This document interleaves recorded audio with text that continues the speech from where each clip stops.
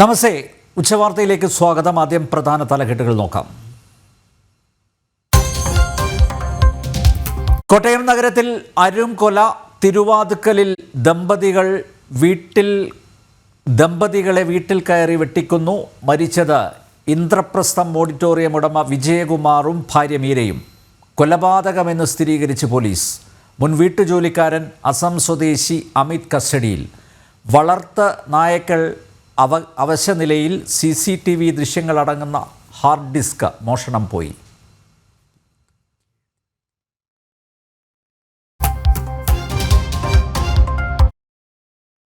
കോട്ടയത്ത് കൊല്ലപ്പെട്ട ദമ്പതികളുടെ മകൻ ഗൗതമിൻ്റെ മരണത്തിലും ദുരൂഹത. ദമ്പതികൾ കൊല്ലപ്പെട്ടത്. മകൻ്റെ മരണത്തിൽ CBI അന്വേഷണത്തിന് ഹൈക്കോടതി ഉത്തരവിട്ടതിന് പിന്നാലെ ഗൗതത്തെ കാറിൽ മരിച്ച നിലയിൽ കണ്ടെത്തിയത് 2017.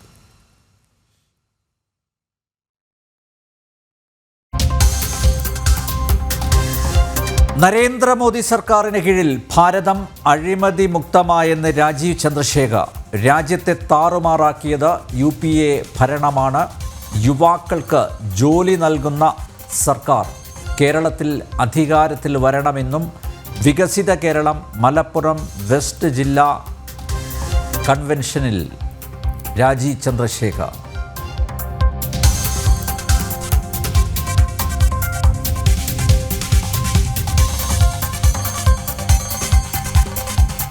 സുരേഷ് ഗോപിയുടെ ചിത്രം മോർഫ് ചെയ്ത് വിദ്വേഷ പ്രചാരണം. KSRTC ഡിപ്പോയിലെ ജനറൽ കൺട്രോളിംഗ് ഇൻസ്പെക്ടർ അനിലിനെതിരെ പരാതി.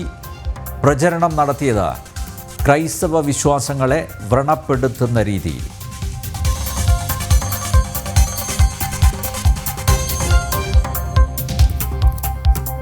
പിടിതരാതെ സ്വർണ്ണവില കുതിക്കുന്നു.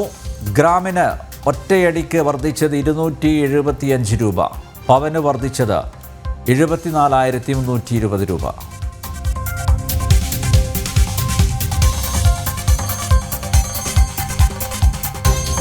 അൻവർ ഒറ്റയ്ക്ക് വന്നാൽ മുന്നണിയിൽ എടുക്കാമെന്ന് കോൺഗ്രസ്. തൃണമൂൽ കോൺഗ്രസിനെ UDFിൻ്റെ ഭാഗമാക്കേണ്ടെന്ന് നിലപാട്. നിലമ്പൂരിൽ പൂർണ്ണ പിന്തുണ അഭ്യർത്ഥിക്കും.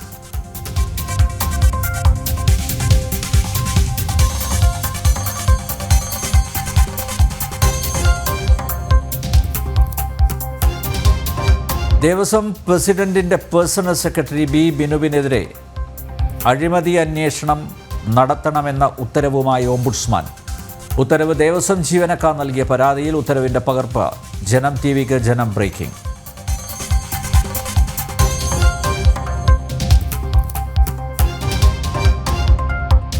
പതിനഞ്ചുകാരനെ ലൈംഗികമായി പീഡിപ്പിച്ച് വീഡിയോ പകർത്തിയ സംഭവത്തിൽ യുവതി അറസ്റ്റിൽ. പിടിയിലായത് പാലക്കാട് കല്ലടിക്കോട് സ്വദേശി സത്യഭാമ. ദൃശ്യം പകർത്തിയത് ഭർത്താവ് സാബിക്.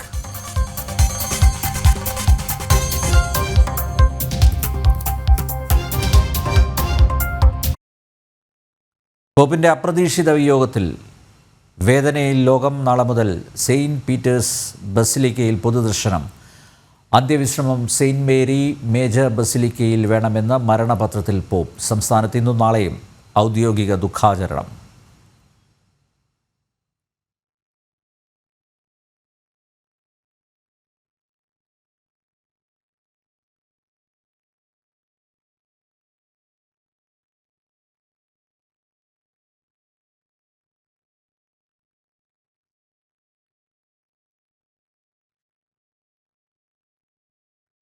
വാർത്തകൾ വിശദമായി നോക്കാം.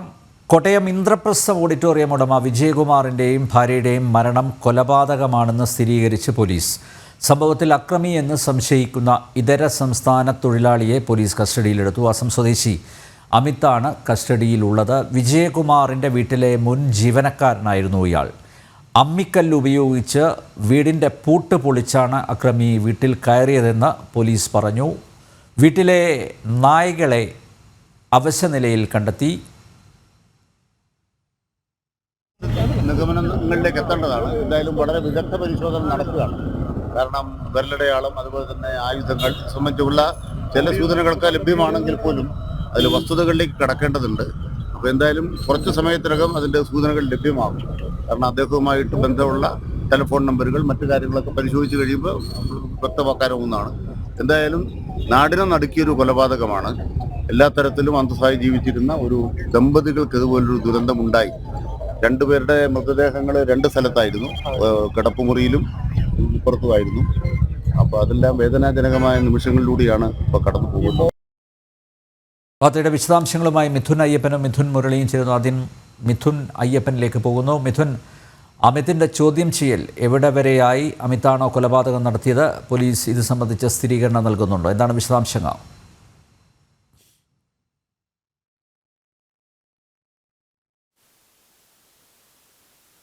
ഒപ്പം തന്നെ സാധ്യമായിട്ടുള്ള എല്ലാ സാധ്യതകളും പോലീസ് പരിശോധിക്കുന്നു എന്നുള്ളതാണ് ഏറ്റവും പ്രധാനപ്പെട്ട കാര്യം. ഇപ്പോൾ ഡോഗ് സ്ക്വാഡ് വീടിനകത്ത് പരിശോധന നടത്തിയിരുന്നു. വീടിന്റെ പരിസരങ്ങളിലേക്കെല്ലാം തന്നെ ഈ പോലീസ് എത്തി മണലിലേക്ക് എത്തിയിട്ടുണ്ട്. അവിടങ്ങളിലെല്ലാം തന്നെ പോലീസ് നടത്തുകയാണ്. ആ ദൃശ്യങ്ങളാണ് ഇപ്പോൾ പ്രേക്ഷകർ കണ്ടുകൊണ്ടിരിക്കുന്നത്. വിശദമായിട്ടുള്ള പരിശോധനയിലേക്ക് കടന്നിരിക്കുന്നു എന്നുള്ളതാണ് നമുക്കിപ്പോൾ പറയാവുന്ന ഏറ്റവും പ്രധാനപ്പെട്ട മറ്റൊരു കാര്യം. ഈ വിഷയത്തിന്റെ ഈ വ്യക്തികളുടെ സാമ്പത്തിക ഇടപാടുകൾ കൂടി പരിശോധന വിധേയമാക്കുന്നു എന്നുള്ളതാണ്. വിജിലൻസ് സംഘം കൂടി ഇതിന്റെ ഭാഗമായി ഇവിടേക്ക് എത്തിച്ചേർന്നിട്ടുണ്ട്. അത്തരം വിശദാംശങ്ങൾ, സാമ്പത്തിക ഇടപാടുകൾ കൂടി പരിശോധന നടത്തുന്നുണ്ട്. ഏതെങ്കിലും തരത്തിൽ അത്തരത്തിലുള്ള ഇടപാടുകൾ ഈ കൊലപാതകത്തിലേക്ക് നയിച്ചിട്ടുണ്ട് എന്നടക്കം അറിയേണ്ടതുണ്ട്. അതിനു വേണ്ടിയിട്ടുള്ള വിശദമായിട്ടുള്ള അന്വേഷണമാണ് ഇപ്പോൾ നടക്കുന്നത്. അതോടൊപ്പം തന്നെ പിടിയിലായിട്ടുള്ള വ്യക്തി, കസ്റ്റഡിയിലായിട്ടുള്ള വ്യക്തി വിശദമായിട്ടുള്ള ചോദ്യത്തിന് വിധേയമാക്കുന്നത്. ഇപ്പോൾ പ്രാഥമികമായി പോലീസ് കരുതുന്നത് ഈ വ്യക്തിവൈരാഗ്യം തന്നെയാണ് എന്നുള്ള രീതിയിൽ തന്നെയാണ് ഇപ്പോൾ എത്തി നിൽക്കുന്നത്. ഏതെങ്കിലും തരത്തിൽ കൂടുതലായിട്ടുള്ള വിശദാംശങ്ങൾ പോലീസ് ഈ ഘട്ടത്തിൽ നൽകിയിട്ടില്ല. പക്ഷേ കൃത്യമായും ഈ എങ്ങനെയാണ് ആക്രമണം നടത്തിയത് എന്ന് സംബന്ധിച്ചുള്ള കൃത്യമായിട്ടുള്ള വിശദാംശങ്ങളിലേക്ക് പോലീസ് എത്തിച്ചേർന്നിട്ടുണ്ട് എന്നുള്ളതാണ്. പുറകുവശത്തെ വാതിൽ തകർത്തുകൊണ്ടാണ് പ്രതി എത്തിയിരിക്കുന്നത്. ആ ജനൽ തകർത്ത് അതിനുള്ളിലൂടെ കൈ ഇട്ട് ഇത്തരത്തിൽ വാതിൽ തകർക്കുകയും അതിനുശേഷം അമ്മിക്കല്ലെല്ലാം ഇതിനുവേണ്ടി ഉപയോഗിച്ചു എന്നുള്ളതാണ് നമുക്ക് അറിയാൻ സാധിക്കുന്നത്. കോടാലിയും മറ്റും ഉപയോഗിച്ചാണ് ഈ രണ്ടുപേരെയും വക വരുത്തിയിരിക്കുന്നത്. ഒരാളെ ഡൈനിങ് ഹാളിലും സ്വീകരണ മുറിയിലും ഒരാളെ ഇത്തരത്തിൽ കിടപ്പുമുറിയിലുമാണ് മരിച്ച നിലയിൽ കണ്ടെത്തിയിട്ടുള്ളത്. പ്രാഥമികമായി അവിടെ മോഷണശ്രമങ്ങൾ ഒന്നും തന്നെ നടന്നിട്ടില്ല. ഈ ശരീരത്തിലുണ്ടായിരുന്ന ആഭരണങ്ങൾ നഷ്ടപ്പെട്ടിട്ടില്ല. ഒപ്പം തന്നെ ആ വീട്ടിലെ മറ്റ് വിലപിടിപ്പുള്ള സംഭവങ്ങളൊന്നും നഷ്ടപ്പെട്ടിട്ടില്ല എന്നുള്ളതാണ് ഇപ്പോൾ പ്രതീക്ഷിക്കുന്നത്, ഇപ്പോൾ കരുതുന്നത്. അതുകൊണ്ട് തന്നെ ഒരു മോഷണ ശ്രമമല്ല, മറ്റേതെങ്കിലും തരത്തിലുള്ള വ്യക്തിവൈരാഗ്യം തന്നെയാണ് കൊലപാതകത്തിന് പിന്നിലേക്കുള്ള രീതിയിലാണ് നിഗമനത്തിലാണ് എത്തിച്ചേർന്നിട്ടുള്ളത്. മാത്രമല്ല ഇപ്പോൾ കൃത്യമായിട്ടുള്ള ഒരു ആസൂത്രണം കൂടി ഈ കൊലപാതകത്തിന് വേണ്ടി നടന്നു എന്നതിനെ ശക്തമായ തെളിവുകൾ പോലീസിന് ലഭിക്കുകയാണ്. പ്രത്യേകിച്ച് ഇവിടുത്തെ വളർത്തു നായ്ക്കൾ കുലച്ചിരുന്നില്ല എന്നുള്ളതാണ്. തൊട്ടടുത്ത പ്രദേശങ്ങളിലെല്ലാം തന്നെ വീടുകളുണ്ട്, തൊട്ടടുത്ത് തന്നെ വീടുകളുണ്ട്. അപ്പോൾ അവരെല്ലാം പറയുന്നത് അങ്ങനെ അപരിചിതമായിട്ടുള്ള ആരെങ്കിലും എത്തുകയോ അല്ലെങ്കിൽ എന്തെങ്കിലും അസ്വാഭാവികമായിട്ടുള്ള സംഭവങ്ങൾ ഉണ്ടാകുമ്പോഴോ ഈ നായ്ക്കൾ കുരയ്ക്കേണ്ടതാണ്. ഈ നായ്ക്കളൊന്നും വലിയ രീതിയിൽ കുരച്ചില്ല എന്നുള്ളതാണ് പ്രദേശവാസികളെല്ലാം തന്നെ പറയുന്നത്. ഒപ്പം തന്നെ മറ്റൊരു കാര്യം പറയുന്നത്, ഈ നായ്ക്കളെല്ലാം തന്നെ അവശ്യ നിലയിൽ തന്നെ തുടരുകയാണ്. അപ്പൊ ഏതെങ്കിലും തരത്തിൽ നായ്ക്കളെ മയക്കുന്നതിന് വേണ്ടിയുള്ള എന്തെങ്കിലും മരുന്നുകളോ അല്ലെങ്കിൽ മറ്റെന്തെങ്കിലും വസ്തുക്കളോ ഇവർക്ക് നൽകിയിട്ടുണ്ടാകാം എന്നുള്ള ഒരു വിലയിരുത്തലാണ് ഒപ്പം ഉള്ളത്. ഒപ്പം തന്നെ ഈ വീട്ടിലെ CCTV ക്യാമറകളുടെ ഹാർഡ് ഡിസ്കും നഷ്ടപ്പെട്ടിരിക്കുന്നു, ഇവിടെ കാണാനില്ല എന്നുള്ളതാണ്. അപ്പോൾ കൃത്യമായിട്ടുള്ള ആസൂത്രണം ഇതിൽ നടന്നിട്ടുണ്ട് എന്നുള്ളത് കൃത്യമായി നമുക്ക് മനസ്സിലാക്കാൻ സാധിക്കും. ഏതെങ്കിലും തരത്തിലുള്ള പെട്ടെന്നുള്ള പ്രകോപനത്തിന്റെ പേരിലല്ല, മറിച്ച് ഇവിടെ എത്തി ആക്രമണം നടത്തുക, ഇവരെ വധിക്കുക, തെളിവുകൾ നശിപ്പിച്ച് കടന്നു കളയുക എന്നുള്ളതെല്ലാം തന്നെ ഈ ഒരു ആസൂത്രണത്തിന്റെ സ്വഭാവത്തിലേക്ക് എത്തിയിരിക്കുന്നു. ഏതായാലും ഇപ്പോൾ വിശദമായിട്ടുള്ള അന്വേഷണം നടത്തുകയാണ്. എല്ലാ ഘട്ടത്തിലുള്ള അന്വേഷണം നടത്തുന്നുണ്ട്. സാമ്പത്തിക കാര്യങ്ങൾ കൂടി പരിശോധിക്കുന്നുണ്ട് എന്നുള്ളതാണ് മറ്റൊരു പ്രധാനപ്പെട്ട കാര്യം. ഈ ഇപ്പോൾ മരിച്ച കൊല്ലപ്പെട്ട ദമ്പതികളുടെ മകന്റെ മരണവുമായി ബന്ധപ്പെട്ട ചില ദുരൂഹതകൾ നിലനിന്നിരുന്നു. CBI അന്വേഷണം പ്രഖ്യാപിച്ച് അതിന്റെ 2 മാസം കഴിയുന്നതിനിടെയാണ് 2 മാസത്തിനുള്ളിലാണ് ഇപ്പോൾ ഈ മാതാപിതാക്കളും കൂടി മരണപ്പെട്ടത്. ഈ പോലീസ് നടത്തിയ അന്വേഷണത്തിൽ വീഴ്ചയുണ്ടായി എന്ന് കണ്ട് CBI അന്വേഷണം ആവശ്യപ്പെടുകയും എല്ലാമാണ് ചെയ്തിരുന്നത്. അതുകൊണ്ട് തന്നെ ആ മരണവും ഈ കൊലപാതകങ്ങളും തമ്മിൽ ഏതെങ്കിലും തരത്തിൽ ബന്ധമുണ്ടോ എന്നുള്ള കാര്യം പോലീസ് കരുതുന്നുണ്ട്. ഈ റെയിൽവേ ട്രാക്കിൽ മരിച്ച നിലയിലാണ് ഇവരുടെ മകനെ ഏതാണ്ട് 2017 കണ്ടെത്തിയത്. അതിനുശേഷം ആ മരണത്തിൽ ദുരൂഹതയുണ്ടെന്നും ആ പരിക്കുകളിലെല്ലാം തന്നെ ദുരൂഹതയുണ്ടെന്നെല്ലാം ചൂണ്ടിക്കാട്ടി ഇവർ മാതാപിതാക്കൾ പോലീസിനെ സമീപിച്ചിരുന്നു. പോലീസ് അന്വേഷണത്തിൽ തൃപ്തരല്ലാതെ CBI അന്വേഷണം വേണമെന്ന് പറഞ്ഞ CBI ഇത്തരത്തിൽ കേസെടുത്ത അന്വേഷണം ആരംഭിച്ച 2 മാസത്തിനുള്ളിൽ തന്നെയാണ് ഇപ്പോൾ ഇത്തരത്തിലൊരു ഈ 2 പേരും കൂടി കൊല്ലപ്പെടുന്ന അവസ്ഥയിലേക്ക് എത്തിയത്. അതുകൊണ്ട് തന്നെ മകന്റെ മരണവും ദുരൂഹ മരണവും അതുപോലെ ഇവരുടെ കൊലപാതകവും അത് തമ്മിൽ ബന്ധം ഉണ്ട് എന്നാണോ ബന്ധുക്കൾ പറയുന്നത്? ഇപ്പോൾ ഇത്തരത്തിൽ തുടർച്ചയായിട്ടുള്ള ഇത്തരം സംഭവങ്ങൾ ഉണ്ടാകുന്നു. ഈ CBI അന്വേഷണം 2 മാസത്തിനുള്ളിൽ തന്നെ ഇവരും കൊല്ലപ്പെടുന്നു. ഇത്തരത്തിലെല്ലാം കൂട്ടി വായിക്കുമ്പോൾ ബന്ധുക്കൾക്ക് അത്തരത്തിലുള്ള സംശയമുണ്ട്. ആ തലത്തിൽ കൂടി അന്വേഷണം നടക്കുന്നുണ്ട് എന്നുള്ളതാണ് ഏറ്റവും പ്രധാനപ്പെട്ട മറ്റൊരു കാര്യം. കാരണം എല്ലാ സാധ്യതകളും പരിശോധിക്കുക എന്നുള്ളതാണ്. ഇപ്പോൾ കസ്റ്റഡിയിൽ ഇരിക്കുന്ന വ്യക്തിയെ കൂടുതൽ ചോദ്യം ചെയ്തുകൊണ്ടിരിക്കുകയാണ്. ആ വ്യക്തി ഇവിടെ നിന്ന് മോഷണം നടത്തിയതുമായി ബന്ധപ്പെട്ട് സാമ്പത്തിക തിരിമറി അടക്കം നടത്തിയതിന്റെ ഭാഗമായി ജോലിയിൽ നിന്ന് പിരിച്ചുവിടുകയും പോലീസ് ചോദ്യം ചെയ്യുകയടക്കം ചെയ്തിട്ടുള്ള വ്യക്തിയാണ്. അടുത്തിടെയാണ് ആ വ്യക്തി ഇത്തരത്തിൽ പുറത്തിറങ്ങിയത് എന്നാണ് മനസ്സിലാക്കാൻ സാധിക്കുന്നത്. ആ ഒരു സാഹചര്യത്തിൽ കൂടി ഇക്കാര്യങ്ങൾ കൂടി വിശദമായിട്ട് പരിശോധിക്കുന്നുണ്ട്. സർവ്വ സാധ്യതകളും പരിശോധിക്കുന്നുണ്ട്. സാമ്പത്തിക ഇടപാടുകൾ അടക്കം പരിശോധന നടക്കുന്നു എന്നുള്ളതാണ് ഈ നിമിഷം നമുക്ക് ലഭ്യമാകുന്ന ഏറ്റവും പ്രധാനപ്പെട്ട കാര്യം. മിഥുൻ മുരളിയും ചേരുന്നു. മിഥുൻ, പോലീസ് അന്വേഷണം ഊർജിതമായി നടക്കുന്നുണ്ട്. കസ്റ്റഡിയിലുള്ള അമിതിനെ ചോദ്യം ചെയ്യുന്നുണ്ട്. നാട്ടുകാർ എന്തെങ്കിലും സംശയം പ്രകടിപ്പിച്ചിട്ടുണ്ടോ? എന്താണ് ഇതുമായി ബന്ധപ്പെട്ട വിശദാംശങ്ങൾ?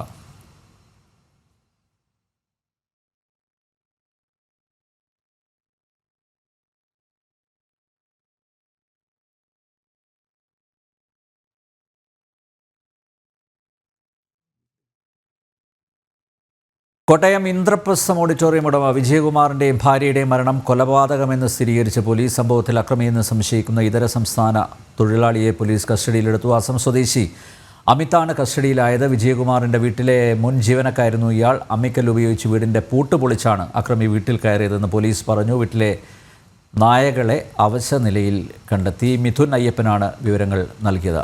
മറ്റു വാർത്തകൾ നോക്കാം. കോട്ടയത്ത് കൊല്ലപ്പെട്ട നിലയിൽ കണ്ടെത്തിയ ദമ്പതികളുടെ മകൻ ഗൗതമിൻ്റെ മരണത്തിലും ദുരൂഹത. മകൻ്റെ മരണത്തിൽ CBI അന്വേഷണത്തിന് ഹൈക്കോടതി ഉത്തരവിട്ടതിന് പിന്നാലെയാണ് വിജയകുമാറിൻ്റെയും മീരയുടെയും കൊലപാതകം. മകൻ്റെ മരണത്തിൽ വിജയകുമാറിന് വേണ്ടി ഹാജരായ അഭിഭാഷകനും മുൻ ഡയറക്ടർ ജനറൽ ഓഫ് പ്രോസിക്യൂഷനുമായ T ആസഫ് അലി ജനൻ TVയോട് ചേരുന്നു. ഇപ്പോൾ കോട്ടയത്ത് ഞെട്ടിച്ച ഇരട്ടക്കൊലപാതകത്തിൽ കൂടുതൽ ദുരൂഹതകൾ കൂടി പുറത്തു വരികയാണ്. മകൻ ഗൗതമിന്റെ, അതായത് വിജയകുമാറിന്റെയും മീരയുടെയും മകനായിട്ടുള്ള ഗൗതം 2017 മരണപ്പെട്ടിരുന്നു. റെയിൽവേ ട്രാക്കിൽ മരിച്ച നിലയിലാണ് ഗൗതമിനെ കണ്ടെത്തിയത്. ആ കേസിൽ CBIക്ക് അന്വേഷണം കൈമാറിക്കൊണ്ടുള്ള ഉത്തരവ് അടുത്തിടെയാണ് ഹൈക്കോടതി പുറത്തിറക്കിയത്. അതിന് തൊട്ട് പിന്നാലെ തന്നെയാണ് ഈ കൊലപാതകം ഉണ്ടായിരിക്കുന്നത്. അന്ന് വിജയകുമാറിന് വേണ്ടിയിട്ട്, അതായത് വിജയകുമാറിനും മീരയ്ക്കും വേണ്ടിയിട്ട് ഹാജരായ അഭിഭാഷകനായിട്ടുള്ള മുൻ പ്രോസിക്യൂഷൻ ഡയറക്ടർ ജനറൽ ആയിട്ടുള്ള T ആസഫ് അലി ജനൻ TVയോടൊപ്പം ചേരുന്നു. സർ, ഈ ഒരു സാഹചര്യത്തിൽ ഈ കേസ് CBIക്ക് കൈമാറുന്നു, ആ ഘട്ടത്തിൽ തന്നെ കൊലപാതകം നടക്കുന്നു, ഇതിലൊരു ദുരൂഹതയുണ്ടോ? അത് അന്വേഷണ വിഷയമാക്കേണ്ട സംഗതിയാണ്. എങ്ങനെയാണ് ഈ കേസിന്റെ ഒരു രീതി എങ്ങനെയായിരുന്നു? കാരണം രാത്രി മകൻ അമ്മയെ വിളിച്ച് പറയുന്നു, രാത്രി 8 മണിക്ക് ഭക്ഷണം വല്ലതും വേണോ, വേണ്ടാന്ന് പറയുന്നു. പിന്നെ മകൻ വീട്ടിലേക്ക് തിരിച്ചു വരുന്നില്ല. രാവിലെ ഞാൻ തിരിച്ചു വരാത്തപ്പം ഈ വിജയകുമാർ പോലീസിൽ പരാതി കൊടുക്കുന്നു, മകനെ കാണുന്നില്ല. അപ്പോഴാണ് മകൻ്റെ ബോഡി റെയിൽവേ ട്രാക്കിൻ്റെ അടുത്ത് കാണുന്നത്. ആ ട്രാക്കിൽ നിന്ന് 204 മീറ്റർ വിട്ട് അദ്ദേഹത്തിൻ്റെ കാറ്, മരിച്ച ഗൗതമിൻ്റെ കാറിൽ നിറയെ രക്തക്കറകളായി, ഡോറിലും പിൻസീറ്റിലും മുൻസീറ്റിലുമെല്ലാം. അപ്പോൾ അത്രയും സ്വയം ഉണ്ടാക്കിയ പരിക്കാണെങ്കിൽ ഒരിക്കലും അത്രയും ദൂരം നടക്കാൻ പറ്റില്ല എന്നുള്ളതാണ് കോടതിയുടെ കണ്ടെത്തൽ. പിന്നെ മാത്രമല്ല, അയാൾ സ്വയം ഏൽപ്പിച്ച പരിക്കാണെങ്കിൽ ഒരു കുത്ത് മാത്രമേ ഉണ്ടാക്കാൻ പറ്റുള്ളൂ, ഒന്നിൽ കൂടുതൽ അത് സാധാരണ നമുക്ക് ഊഹിക്കാവുന്നതാണ്. പക്ഷേ കേരള പോലീസ് അന്വേഷിച്ചിട്ട് ഇത് വീണ്ടും ആത്മഹത്യയാണെന്ന് പറഞ്ഞപ്പോൾ കേരള ഹൈക്കോടതി അത് ആത്മഹത്യയല്ല, അത് ശരിക്ക് കൊലപാതകമാണ്, അത് ഹോമിസൈഡൽ ഡെത്താണ്, അത് അന്വേഷിക്കണം, അത് കേരള പോലീസ് അന്വേഷിച്ചാൽ പോരാ, അത് CBI അന്വേഷിക്കണം എന്ന കണ്ടെത്തലിലാണ് CBI അന്വേഷണത്തിന് ഉത്തരവിറക്കിയത്. ഈ ഒരു സംഭവം ആദ്യം അന്വേഷിച്ചത്, അല്ലെങ്കിൽ ഈ കേസ് അന്വേഷിച്ചത് പോലീസും ക്രൈംബ്രാഞ്ചുമാണ്. പോലീസിൻ്റെയും ക്രൈംബ്രാഞ്ചിൻ്റെ ഭാഗത്തു നിന്ന് വീഴ്ച ഉണ്ടായതിൻ്റെ അടിസ്ഥാനത്തിലാണ് CBIക്ക് കേസ് കൈമാറണമെന്നുള്ളൊരു ആവശ്യം ഉന്നയിച്ചത്. ആ കാറിലെ രക്തക്കറ അടക്കം സാധൂകരിക്കുന്നതിൽ, അല്ലെങ്കിൽ ആ സംശയം ദൂരീകരിക്കുന്നതിൽ പോലീസിന് വീഴ്ച പറ്റിയിരുന്നല്ലോ. സ്വാഭാവികം. അതുകൊണ്ടാണല്ലോ CBI അന്വേഷണം വേണ്ടി വന്നത്. ഈ ഒരു ഘട്ടത്തിൽ അതായത് CBIക്ക് വിട്ടുകൊണ്ടുള്ള നടപടികളൊക്കെ തന്നെ ആരംഭിച്ചിരിക്കാം. അപ്പോൾ ഈ ഒരു കേസുമായി മുന്നോട്ട് പോയ കുടുംബത്തിന് ഈ ഒരു ദാരുണ അന്ത്യം സംഭവിച്ചിരിക്കുന്നു. അപ്പോൾ അതിലൊരു സംശയമൊക്കെ നിലനിൽക്കുന്നുണ്ടോ? അത് അന്വേഷണ വിഷയമാക്കേണ്ടതാണ് പോലീസ്. വിശദമായിട്ടുള്ള അന്വേഷണം ഇക്കാര്യം വേണ്ടതാണ്. തീർച്ചയായിട്ടും. കാരണം വിശദമായിട്ടുള്ള ഒരു അന്വേഷണം വിജയകുമാറിന്റെയും മീരയുടെയും ഈ കൊലപാതകത്തിൽ വേണം. കാരണം 2017 മകൻ ഗൗതം മരിച്ചു, ആത്മഹത്യ എന്നുള്ള ഒരു നിഗമനത്തിലായിരുന്നു പോലീസും ക്രൈംബ്രാഞ്ചും എത്തിച്ചേർന്നത്. പക്ഷേ ആ കാറിൽ രക്തക്കറ കണ്ടിരുന്നു. അത് അന്വേഷണ വിധേയമാക്കുവാനോ അതിന്റെ സംശയം ദൂരീകരിക്കുവാനോ പോലീസിനോ ക്രൈംബ്രാഞ്ചിനോ സാധിച്ചില്ല. ഈ ഒരു സംശയം നിലനിർത്തിക്കൊണ്ട് തന്നെയായിരുന്നു CBI അന്വേഷണം ആവശ്യപ്പെട്ടുകൊണ്ട് ഗൗതമിന്റെ കുടുംബം, അതായത് വിജയകുമാറും മീരയും ഹൈക്കോടതിയെ സമീപിച്ചത്. ഹൈക്കോടതി അനുകൂലമായിട്ട് കേസ് CBIക്ക് കൈമാറിക്കൊണ്ടുള്ള ഉത്തരവ് അടുത്തിടെ പുറപ്പെടുവിക്കുകയും ചെയ്തു. അതിനിടയിൽ ഈ വിജയകുമാറിന്റെയും മീരയുടെയും കൊലപാതകം സംഭവിച്ചിരിക്കുന്നു. ഇക്കാര്യത്തിൽ ദുരൂഹതയുണ്ട് എന്നുള്ളതാണ് നിലവിലെ സംശയം. വിശദമായിട്ടുള്ള അന്വേഷണം വേണമെന്നുള്ള ഒരു ആവശ്യം കൂടി ഈ ഘട്ടത്തിൽ ഉയരുകയും ചെയ്യുന്നുണ്ട്. ഉച്ചവാർത്ത തുടരുന്നു. നരേന്ദ്രമോദി സർക്കാരിന് കീഴിൽ ഭാരതം അഴിമതി മുക്തമായെന്ന് BJP സംസ്ഥാന അധ്യക്ഷൻ രാജീവ് ചന്ദ്രശേഖർ. UPA സർക്കാരിൻ്റെ കാലത്ത് രാജ്യത്തെല്ലാം താറുമാറായിരുന്നു. 2004 മുതൽ 2014 വരെ നഷ്ടമായ ദശകമായിരുന്നു രാജ്യത്തെന്നും അദ്ദേഹം പറഞ്ഞു. വികസിത കേരളം മലപ്പുറം വെസ്റ്റ് ജില്ലാ കൺവെൻഷനിൽ സംസാരിക്കുകയായിരുന്നു രാജീവ് ചന്ദ്രശേഖർ. 2014 ഇന്ത്യയെ പറ്റി ചർച്ച ചെയ്യുമ്പോൾ ലോകത്തിൽ IMFും വേൾഡ് ബാങ്കും പറഞ്ഞ ഒരു ഡിസ്ക്രിപ്ഷൻ ഏറ്റവും ദുർബലമായ 5ാം നമ്പറത്തെ ഇക്കോണമിയായി ലോകം കാണുന്നു. അതായത് 2014 10 കൊല്ലം കഴിഞ്ഞിട്ട് കോൺഗ്രസ് ചെയ്ത പണി, ഒരു നഷ്ടമായ ദശകം 2004 മുതൽ 2014. BJP വർഗീയ പാർട്ടിയാണെന്ന് പറഞ്ഞു പരത്താൻ LDFും UDFും ശ്രമിക്കുന്നുവെന്ന് BJP സംസ്ഥാന അധ്യക്ഷൻ രാജീവ് ചന്ദ്രശേഖർ. മോദി സർക്കാർ നടപ്പാക്കിയ പദ്ധതികളുടെ ഗുണങ്ങൾ എല്ലാവർക്കുമാണ് ലഭിച്ചതെന്നും അദ്ദേഹം ഓർമ്മിപ്പിച്ചു. കേരളത്തിൽ യുവാക്കൾക്ക് ജോലി നൽകുന്ന സർക്കാർ ഉണ്ടാകണമെന്നും രാജീവ് ചന്ദ്രശേഖർ പറഞ്ഞു. കഴിഞ്ഞൊരു 10-20 കൊല്ലമായിട്ട് ഇവിടെ ഒരു നല്ലൊരു പ്രോപ്പഗാൻഡ ഈ UDFും LDFും തമ്മിൽ ഒരു അലയൻസിൽ BJP ഒരു വർഗീയവാദി പാർട്ടിയാണ്, NDA ഒരു വർഗീയവാദി മുന്നണിയാണ്. ഇതൊരു പച്ചക്കള്ളം നുണയാണ്. 2014 മുതൽ ഇന്ന് വരെ നരേന്ദ്രമോദി ചെയ്ത പദ്ധതികൾ എല്ലാവർക്കും വേണ്ടി എല്ലാവരുടെ ഒപ്പം ഇംപ്ലിമെന്റ് ചെയ്ത പദ്ധതികളാണ്. അത് ഏത് സമുദായവും ഏത് മതം ആണെങ്കിലും ഇന്ത്യക്കാരാണെങ്കിൽ ആ പദ്ധതി അവർക്ക് എൻടൈറ്റിൽഡ് ആണ്. കേരളം അധോഗതിയിലേക്കാണ് പോകുന്നതെന്ന് BJP സംസ്ഥാന അധ്യക്ഷൻ രാജീവ് ചന്ദ്രശേഖർ. ഖജനാവിൽ പണമില്ലെന്നും ആശാ വർക്കർമാർക്ക് 100 രൂപ പോലും വർദ്ധിപ്പിച്ച് നൽകുന്നില്ലെന്നും അദ്ദേഹം പറഞ്ഞു. KSRTC ജീവനക്കാർക്ക് നൽകാൻ പണമില്ലെങ്കിലും മുഖ്യമന്ത്രി ആഘോഷിക്കുകയാണെന്നും രാജീവ് ചന്ദ്രശേഖർ മലപ്പുറത്ത് പ്രതികരിച്ചു. ബഹുമാനപ്പെട്ട മുഖ്യമന്ത്രി പിണറായി വിജയൻ ജിക്കും ജനങ്ങളൊരു മാൻഡേറ്റ് കൊടുത്തു. 2016 10 കൊല്ലം, ഇനി 1 കൊല്ലത്തിലാവും. 9 കൊല്ലം കഴിഞ്ഞു. കടമില്ലാണ്ട് സർക്കാരിന് മുമ്പോട്ട് പോകാൻ കഴിയുന്നില്ല. ഇത് 9 കൊല്ലം കഴിഞ്ഞിട്ട് റിപ്പോർട്ട് കാർഡാണ് ഞാൻ പറഞ്ഞത്. 232 രൂപ ശമ്പളം എടുക്കുന്ന ആശാ വർക്കേഴ്സിന് 100 രൂപ കൊടുക്കാൻ കാശില്ല. KSRTC ജീവനക്കാർക്ക് ശമ്പളം കൊടുക്കാൻ കാശില്ല. സർക്കാർ പെൻഷനേഴ്സ് അവരെ പെൻഷൻ വരുന്നത് 6-7 മാസം ഡിലേ ഉണ്ട്. ഒരു ഒറ്റ അടിസ്ഥാന സൗകര്യം എന്തെങ്കിലും കാണിച്ച് ഉണ്ടാക്കിയിട്ടുണ്ടോ 9 കൊല്ലത്തിൽ? ഒറ്റൊന്നുമില്ല. കേന്ദ്രമന്ത്രി സുരേഷ് ഗോപിയുടെ ചിത്രം മോർഫ് ചെയ്ത് വിദ്വേഷ പ്രചരണം നടത്തി സർക്കാർ ജീവനക്കാരൻ. കൊല്ലം KSRTC ഡിപ്പോയിലെ ജനറൽ കൺട്രോളിംഗ് ഇൻസ്പെക്ടർ അനിലിനെതിരെയാണ് പരാതി. ക്രൈസ്തവ വിശ്വാസങ്ങളെ വ്രണപ്പെടുത്തും വിധത്തിലായിരുന്നു വിദ്വേഷ പ്രചരണം.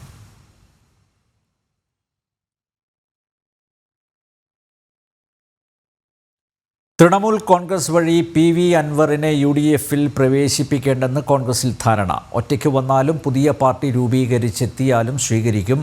ഇത് സംബന്ധിച്ച് PV അൻവറുമായി കോൺഗ്രസ് നേതാക്കൾ സംസാരിക്കും. PV അൻവറുമായി കോൺഗ്രസ് നേതാക്കൾ 23-ന് നടത്താനിരുന്ന ചർച്ച ഔദ്യോഗിക ദുഃഖാചരണത്തെ തുടർന്ന് മാറ്റിവെച്ചു. നിലമ്പൂർ ഉപതെരഞ്ഞെടുപ്പ് വഴി UDF-ലേക്ക് എന്നതാണ് PV അൻവറിന്റെ ലക്ഷ്യം. എന്നാൽ ദേശീയ തലത്തിൽ കോൺഗ്രസിനെ എതിർക്കുന്ന തൃണമൂലിനെ മുന്നണിയിലെടുക്കുന്നതിൽ നേതാക്കൾക്കിടയിൽ ഭിന്നഭിപ്രായമാണ്. അതേസമയം ഒറ്റയ്ക്ക് വന്നാലും പുതിയ പാർട്ടി രൂപീകരിച്ചെത്തിയാലും സ്വീകരിക്കും. ഇതു സംബന്ധിച്ച് PV അൻവറുമായി കോൺഗ്രസ് നേതാക്കൾ സംസാരിക്കും. തൃണമൂലിനെ എടുക്കാൻ കഴിയാത്ത രാഷ്ട്രീയ സാഹചര്യം അൻവറിനോട് കോൺഗ്രസ് നേതാക്കൾ വിശദീകരിക്കും. അപ്പോഴും ചർച്ചയ്ക്ക് കോൺഗ്രസ് നേതാക്കൾ അങ്ങോട്ട് മുൻകൈ എടുക്കേണ്ടെന്നാണ് തീരുമാനം. ഈ വരുന്ന 23-നായിരുന്നു പ്രതിപക്ഷ നേതാവ് VD സതീശനും മുൻ പ്രതിപക്ഷ നേതാവ് രമേശ് ചെന്നിത്തലയും അൻവറുമായി ചർച്ച വച്ചിരുന്നത്. എന്നാൽ ഔദ്യോഗിക ദുഃഖാചരണമുള്ളതിനാൽ ചർച്ച മാറ്റിവെക്കുകയാണ്. അപ്പോഴും അൻവർ ആവശ്യപ്പെടുന്ന മുറയ്ക്ക് ഈ ആഴ്ച തന്നെ ചർച്ച നടത്താനും കോൺഗ്രസ് നേതാക്കൾ തയ്യാറാകുകയാണ്. നിലമ്പൂരിൽ പരിപൂർണ പിന്തുണയാണ് അൻവറിനോട് UDF നേതൃത്വം ആവശ്യപ്പെടുന്നത്. അഖിൽ പാലോട്ടുമഠം, ജനം, തിരുവനന്തപുരം. അൻവറിന്റെ UDF പ്രവേശനം അത്ര എളുപ്പമല്ലെന്ന് തിരിച്ചറിഞ്ഞതോടെ വെട്ടിലായി നിലമ്പൂർ കോൺഗ്രസ് നേതൃത്വം. അൻവറിനെ പിണക്കി സ്ഥാനാർത്ഥിയെ തീരുമാനിക്കാനാവില്ലെന്ന കണക്കുകൂട്ടലിലാണ് നേതാക്കൾ. എന്നാൽ മുന്നണി പ്രവേശനം നടക്കാത്തതിൽ അൻവറിനും അതൃപ്തിയുണ്ട്. നിലമ്പൂർ നിയമസഭാ മണ്ഡലത്തിൽ തെരഞ്ഞെടുപ്പ് തീയതി ഉടൻ പ്രഖ്യാപിക്കുമെന്നാണ് പ്രതീക്ഷയെങ്കിലും സ്ഥാനാർത്ഥി നിർണയത്തിൽ ആശങ്കയിലാണ് കോൺഗ്രസ് നേതൃത്വം. PV അൻവർ UDF-ന് പിന്തുണ പ്രഖ്യാപിച്ചെങ്കിലും മുന്നണിയിൽ എടുക്കാത്തതിൽ അസ്വസ്ഥനാണ്. ഇതാണ് കോൺഗ്രസ് നേതൃത്വത്തെയും വലയ്ക്കുന്നത്. ആര്യാടൻ ഷൗക്കത്തിനോട് വിയോജിപ്പുള്ള അൻവർ VS ജോയിയെ സ്ഥാനാർത്ഥിയാക്കണമെന്ന അഭിപ്രായമാണ് പറഞ്ഞിരുന്നത്. എങ്കിലും മുന്നണി ആരെ സ്ഥാനാർത്ഥിയാക്കിയാലും അൻവർ പിന്തുണ പ്രഖ്യാപിച്ചിട്ടുണ്ട്. UDF മുന്നണിയിൽ പ്രവേശനം ലഭിക്കാൻ തൃണമൂൽ കോൺഗ്രസ് നേതാവ് കൂടിയായ അൻവർ കിണഞ്ഞ് ശ്രമിക്കുന്നുണ്ടെങ്കിലും കോൺഗ്രസ് നേതൃത്വം തയ്യാറാകുന്നില്ല. തൃണമൂൽ കോൺഗ്രസിനെ ഇപ്പോൾ മുന്നണിയിൽ എടുക്കേണ്ടെന്ന തീരുമാനത്തിലാണ് കോൺഗ്രസ്. എന്നാൽ തിരഞ്ഞെടുപ്പിൽ അൻവറിനെ പിണക്കി മുന്നോട്ട് പോകാനും കഴിയാത്ത അവസ്ഥ. നഷ്ടപ്പെട്ട മണ്ഡലം തിരിച്ചുപിടിക്കുക എന്നത് UDF-ന് അനിവാര്യമാണ്. PV അൻവർ കാലുമാറിയതോടെ LDF-നും അഭിമാന പോരാട്ടമാണ് നിലമ്പൂരിൽ. കോൺഗ്രസ് ജില്ലാ അധ്യക്ഷൻ കൂടിയായ VS ജോയിയെ സ്ഥാനാർത്ഥിയാക്കിയാൽ ആര്യാടൻ ഷൗക്കത്ത് കാലുവാരുമെന്ന് ഉറപ്പ്. ആര്യാടൻ ഷൗക്കത്തിനെ സ്ഥാനാർത്ഥിയാക്കിയാൽ അൻവറിന്റെ പിന്തുണ ഉണ്ടാകുമോ എന്ന ഭയവും നേതൃത്വത്തിനുണ്ട്. ശിവദാസ് കന്മനം, ജനം, മലപ്പുറം. PV അൻവറിനെതിരെ മുസ്ലിം ലീഗ് നിലമ്പൂർ മണ്ഡലം പ്രസിഡന്റ് ഇക്ബാൽ മുണ്ടേരി. അൻവർ വമ്പൻ പരാജയമായിരുന്നുവെന്ന് ഫേസ്ബുക്ക് പോസ്റ്റ്. പിണറായി സത്തിനെതിരെയുള്ള പോരാട്ടം അദ്ദേഹത്തിന്റെ പശ്ചാത്താപമാണെന്നും വിമർശനം.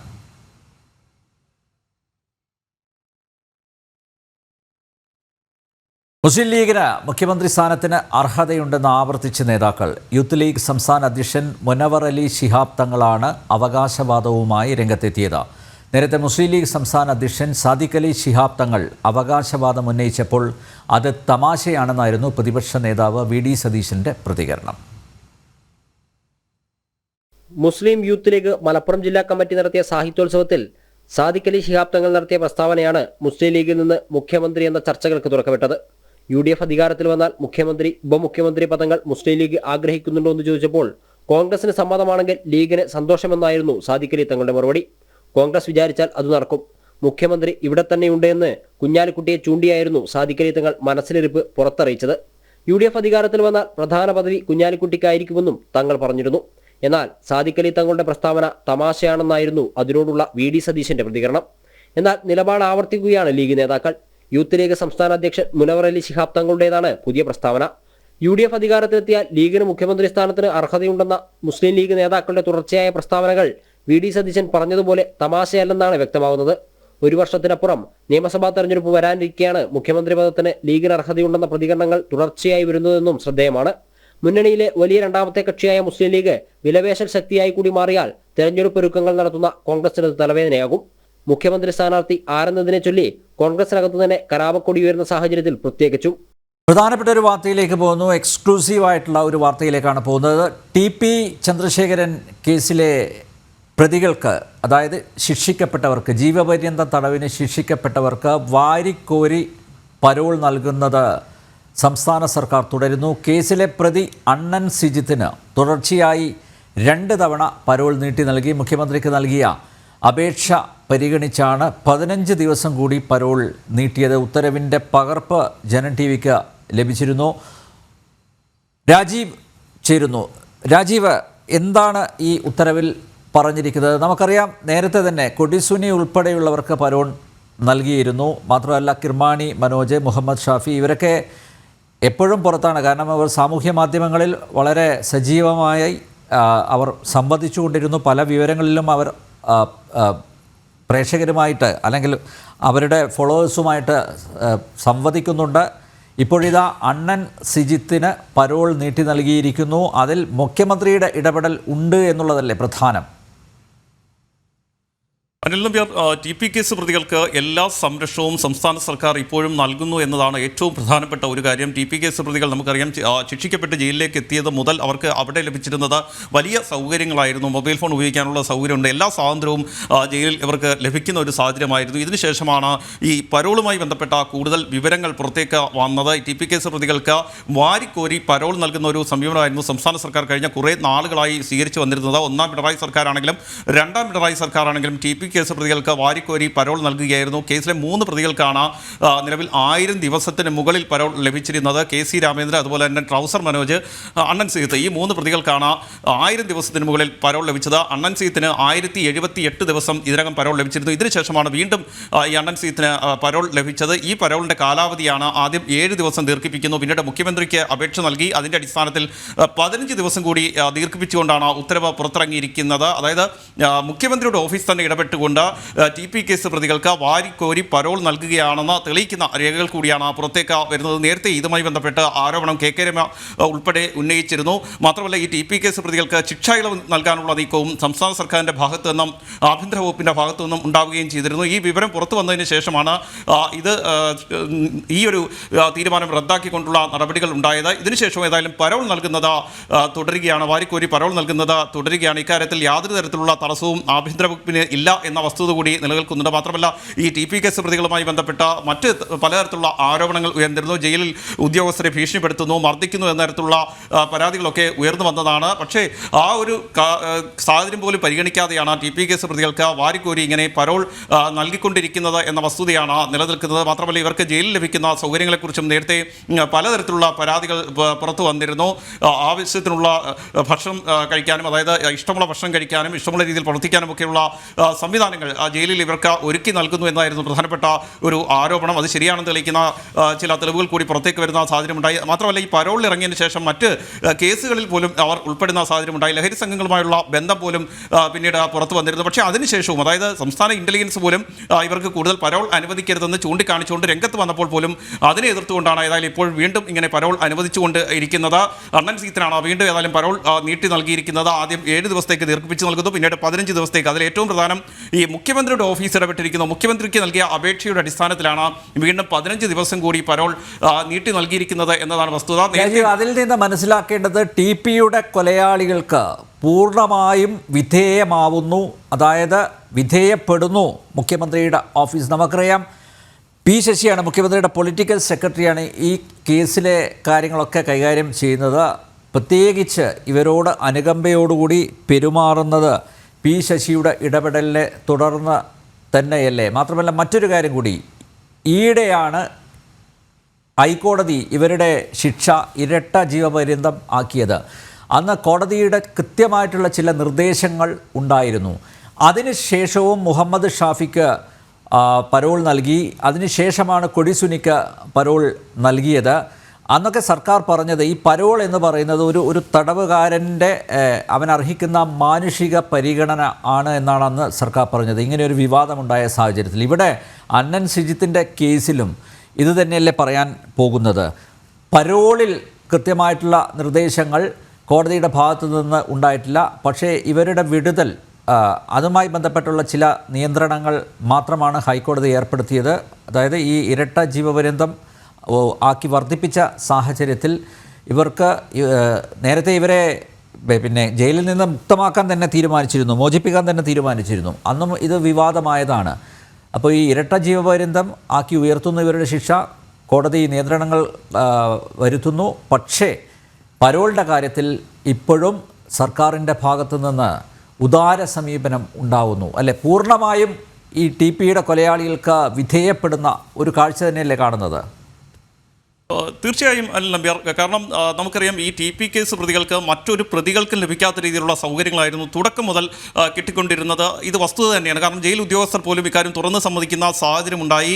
മാത്രമല്ല ജയിൽ ഉദ്യോഗസ്ഥരെ ഇവർ കയ്യേറ്റം ചെയ്ത പരാതികൾ പോലും ഉണ്ടായി. പക്ഷേ അവിടെയൊക്കെ ജയിൽ ഉദ്യോഗസ്ഥരെ വേട്ടയാടാനുള്ള ശ്രമമായിരുന്നു സംസ്ഥാന സർക്കാരിൻ്റെ ഭാഗത്തു നിന്ന് ഉണ്ടായത് എന്ന വസ്തുത നിലനിൽക്കുന്നുണ്ട്. കണ്ണൂരിൽ സംഭവിച്ചതും ആ രീതിയിൽ തന്നെയാണ്. അതായത് ഇവർക്ക് ശിക്ഷാ ഇളവ് നൽകാനുള്ള നീക്കം ജയിൽ ഉദ്യോഗസ്ഥർ നടത്തിയപ്പോൾ, അല്ലെങ്കിൽ ആഭ്യന്തര വകുപ്പിൻ്റെ ഭാഗത്തുനിന്നുണ്ടായപ്പോൾ ആ രേഖകൾ പുറത്തു വന്നു. ഇതിനെ തുടർന്ന് ജയിൽ ഉദ്യോഗസ്ഥർക്കെതിരെയാണ് സംസ്ഥാന സർക്കാർ നടപടി സ്വീകരിച്ചത് എന്ന വസ്തുത കൂടി നിലനിൽക്കുന്നുണ്ട്. മാത്രമല്ല ഇവരുടെ ഈ ജീവപര്യന്തം ഇരട്ട ജീവപര്യന്തമാക്കി മാറ്റി കൂടുതൽ നിയന്ത്രണങ്ങൾ ഏർപ്പെടുത്തുമ്പോഴും അതൊന്നുമല്ല സംസ്ഥാന സർക്കാർ നടപ്പിലാക്കിക്കൊണ്ടിരിക്കുന്നത്.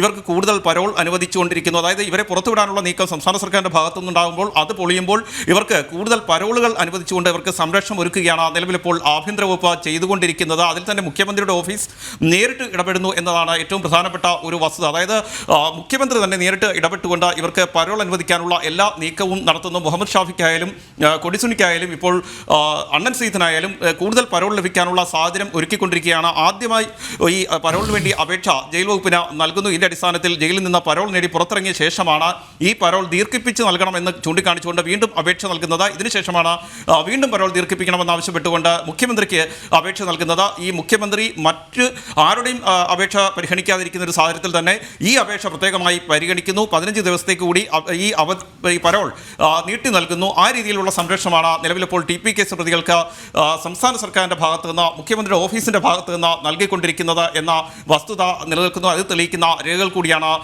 പുറത്തു വരുന്നത്. അനിൽ നമ്പ്യാർ. രാജീവ്, TP കൊലപാതകത്തിൽ CPM-ന് പങ്കില്ല എന്ന് ആവർത്തിച്ച് പറയുകയാണ് പാർട്ടിയുടെ സംസ്ഥാന സെക്രട്ടറി. മുഖ്യമന്ത്രി പിണറായി വിജയൻ നേരത്തെ തന്നെ പറഞ്ഞതാണ് പങ്കില്ല എന്ന്. പക്ഷേ നോക്കൂ, ഒരു ഭാഗത്ത് ഇങ്ങനെ പറയുമ്പോഴും മറുഭാഗത്ത് TPയുടെ കൊലയാളികളെ സഹായിച്ചുകൊണ്ടേയിരിക്കുന്നു, അവർക്ക് എല്ലാ പിന്തുണയും നൽകുന്നു. ഇതിൽ നിന്ന് മനസ്സിലാക്കേണ്ടത് അതായത് ഇപ്പോൾ ശിക്ഷിക്കപ്പെട്ടവർ എന്തെങ്കിലും വിളിച്ച് പറയുകയാണെങ്കിൽ പ്രതിക്കൂട്ടിലാകുന്നത് പിണറായി വിജയൻ ഉൾപ്പെടെയുള്ളവരാണ്. അതുകൊണ്ട് ആ ഒരു ഭയത്തിൻ്റെ അടിസ്ഥാനത്തിൽ തന്നെയായിരിക്കില്ലേ ഒരുപക്ഷെ ഇവരോട് ഉദാര സമീപനം സ്വീകരിക്കുന്നത്?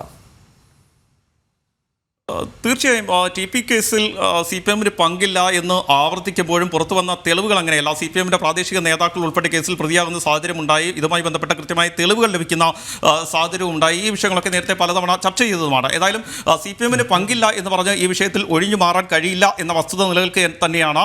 ഈ രീതിയിലുള്ളൊരു ഭയപ്പാട് CPM-നുണ്ട്, സർക്കാരിനുണ്ട്. അതുകൊണ്ട് തന്നെയാണ് ഇവർക്ക് വാരിക്കോരി ഇങ്ങനെ പരോൾ അനുവദിച്ചുകൊണ്ടിരിക്കുന്നത്. മാത്രമല്ല ജയിലിലെ സാഹചര്യം പോലും പരിഗണിച്ച് കഴിഞ്ഞാൽ നമുക്ക് മനസ്സിലാകും, അല്ലെങ്കിൽ അത്തരം കാര്യങ്ങൾ പരിശോധിച്ചാൽ നമുക്ക് മനസ്സിലാക്കാൻ കഴിയുന്നത് ഇവർക്ക് മറ്റൊരു പ്രതികൾക്കും ഇല്ലാത്ത രീതിയിലുള്ള എല്ലാ സൗകര്യങ്ങളും ജയിലിൽ ലഭിക്കുകയാണ്. ജയിൽ ഉദ്യോഗസ്ഥരെ പോലും കയ്യേറ്റം ചെയ്യാൻ കഴിയുന്ന സാഹചര്യത്തിലേക്ക് എത്തുന്നു. ജയിലിൽ ഇവരെ ചോദ്യം ചെയ്യാൻ ആരുമില്ല. ആ രീതിയിൽ ജയിലുകൾ അടക്കി ഭരിച്ചുകൊണ്ടാണ് TP കേസ് പ്രതികൾ അവിടെ മുന്നോട്ട് പോകുന്നത്. മാത്രമല്ല ജയിലിൽ അവരുടെ സാമൂഹ്യ മാധ്യമ അക്കൗണ്ടുകളുടെ ഉപയോഗം ഉൾപ്പെടെ നേരത്തെ പുറത്തു വരികയും മൊബൈൽ ഫോണുകൾ ഉൾപ്പെടെ ഇവർ ഉപയോഗിക്കുന്നതായി കണ്ടെത്തുകയും ചെയ്തിരുന്നു. മാത്രമല്ല അനധികൃതമായി അവധികൾ ലഭിക്കുന്ന സാഹചര്യം പോലും, പരോളുകൾ ലഭിക്കുന്ന സാഹചര്യം പോലും നേരത്തെ പുറത്തു വന്നതാണ്. അവിടെ തന്നെയാണ് നമ്മൾ ചർച്ച ചെയ്യുന്ന ഏറ്റവും പ്രധാനപ്പെട്ട ഒരു വിഷയമുള്ളത്. 1000 ദിവസത്തിന് മുകളിലൊക്കെ ഒരു ഏറ്റവും പ്രധാനപ്പെട്ട ഒരു കൊലക്കേസിലെ പ്രതികൾക്ക് പരോൾ ലഭിക്കുന്നു എന്ന് പറയുമ്പോൾ ഏകദേശം 2 വർഷത്തിന് മുകളിൽ ഇവർ പരോൾ ലഭിച്ച് പുറത്തായിരുന്നു എന്ന സാഹചര്യം കൂടി മനസ്സിലാക്കേണ്ടിയിരിക്കുന്നു. വീണ്ടും അതായത് ഇതുമായി ബന്ധപ്പെട്ട വിവാദങ്ങൾ വരികയും നിയമസഭയിൽ ഇത് ചോദ്യമായി വരികയും ചെയ്തിരുന്നു. KK രമ ഉൾപ്പെടെയുള്ളവരാണ് ഈ വിഷയത്തിൽ നിയമസഭയിൽ ചോദ്യം ഉന്നയിച്ചത്. ആ നിയമസഭയിൽ ചോദിച്ചപ്പോഴായിരുന്നു മുഖ്യമന്ത്രി പിണറായി വിജയൻ 1000 ദിവസത്തിന് മുകളിൽ 3 TP കേസ് പ്രതികൾക്ക് പരോൾ ലഭിച്ചിട്ടുണ്ട് എന്ന് വ്യക്തമാക്കിയത്. അതിൽ തന്നെ 1078 ദിവസം അണ്ണൻ സീത്തിന് നിലവിൽ പരോൾ ലഭിച്ചിട്ടുണ്ട്. ആ അണ്ണൻ സീത്തിനാണ് വീണ്ടും വഴിവിട്ട് പരോൾ നൽകിയിരിക്കുന്നത് എന്ന വസ്തുത കൂടി നിലനിൽക്കുന്നുണ്ട്. പരോൾ നൽകുക മാത്രമല്ല അത് തുടർച്ചയായി നീട്ടി നൽകിക്കൊണ്ടിരിക്കുന്നു. അതിൽ മുഖ്യമന്ത്രിയുടെ ഓഫീസ് ഇടപെടുന്നു എന്നതാണ് ഏറ്റവും പ്രധാനപ്പെട്ട ഒരു കാര്യം. ഈ രേഖകൾ തന്നെ പരിശോധിക്കുമ്പോൾ അതിൽ കൃത്യമായി മുഖ്യമന്ത്രിയുടെ ഓഫീസിലേക്ക് അപേക്ഷ നൽകിയിട്ടുണ്ട്. ആ അപേക്ഷ പരിഗണിച്ചുകൊണ്ടാണ് അണ്ണൻ സീത്തിന് 15 ദിവസം കൂടി വീണ്ടും ഈ പരോൾ നീട്ടി നൽകിയിരിക്കുന്നത്. മറ്റ് TP കേസ് പ്രതികൾക്കും ഇതേ സാഹചര്യം തന്നെയാണ് നിലനിൽക്കുന്നത്. അവർ മുഖ്യമന്ത്രിയുടെ ഓഫീസിലേക്ക് അപേക്ഷ നൽകുന്നു. ഉടൻ തന്നെ അവരുടെ പരോൾ ദീർഘിപ്പിച്ചുകൊണ്ട് ഉത്തരവ് പുറത്തിറങ്ങുകയാണ്. അനിൽ നമ്പ്യാർ. TP കേസ് പ്രതികൾക്ക് വാരിക്കോരി പരോൾ നൽകുന്നത് തുടർന്ന് സംസ്ഥാന സർക്കാർ കേസിലെ പ്രതി അണ്ണൻ സിജിത്തിന് തുടർച്ചയായി 2 തവണ പരോൾ നീട്ടി നൽകി. മുഖ്യമന്ത്രിക്ക് നൽകിയ അപേക്ഷ പരിഗണിച്ചാണ് 15 ദിവസം കൂടി പരോൾ നീട്ടിയത്. ഉത്തരവിൻ്റെ പകർപ്പാണ് ജനം TVക്ക് ലഭിച്ചത്. അതിൻ്റെ അടിസ്ഥാനത്തിലാണ് എക്സ്ക്ലൂസീവായി ഈ വാർത്ത ഇപ്പോൾ പുറത്ത് വിടുന്നത്. നേരത്തെയും ഈ പ്രതികൾക്ക്, ഈ കൊലയാളികൾക്ക്, ഈ കൊടും ക്രിമിനലുകൾക്ക് സർക്കാരിൻ്റെ ഭാഗത്തു നിന്ന് നിർലോഭമായിട്ടുള്ള സഹായം ലഭിച്ചിരുന്നു.